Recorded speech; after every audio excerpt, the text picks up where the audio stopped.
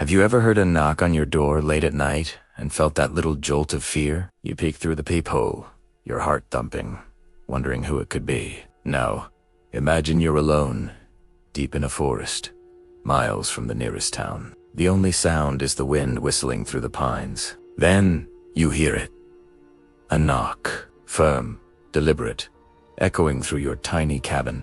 That's exactly what happened to Clara. She was a writer, seeking solitude in a remote cabin to finish her novel. For weeks, her only companions were the deer and the squirrels. One stormy night, as rain lashed against the windows and thunder shook the old wooden frame, a sharp knock cut through the noise. It wasn't the sound of a branch falling.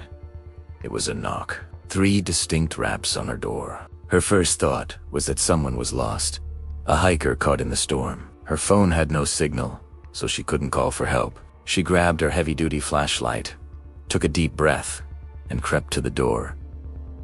"Who is it?" she called out, her voice trembling slightly. Silence. Only the howling wind and the drumming rain answered. She called out again, louder this time.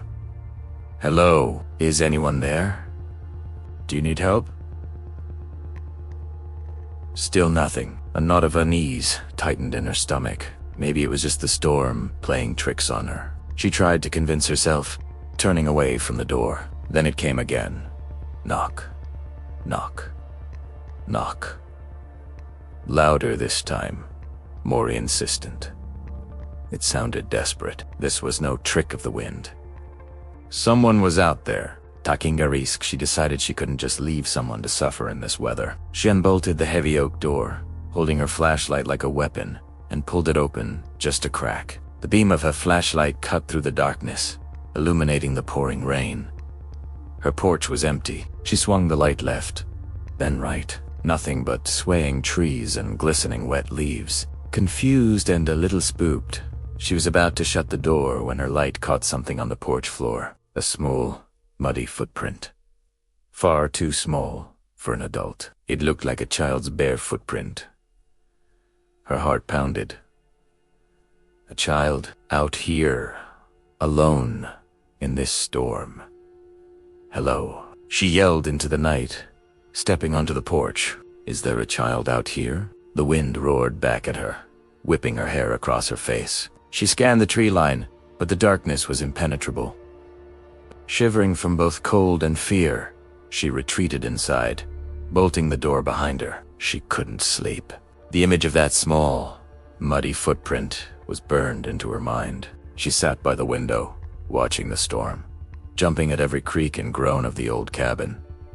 Was she imagining things? Was the isolation finally getting to her? The next morning, the storm had passed. The sun streamed through the trees, making the wet world sparkle. Clara, feeling a little braver in the daylight, went outside to investigate. The muddy footprint on her porch was still there, a stark reminder of the night's strange events. Driven by a mix of curiosity and concern, she decided to follow the direction the footprint was pointing, into the woods. She followed a faint trail of disturbed leaves and broken twigs. It led her deeper into the forest than she'd ever gone before. The air grew still.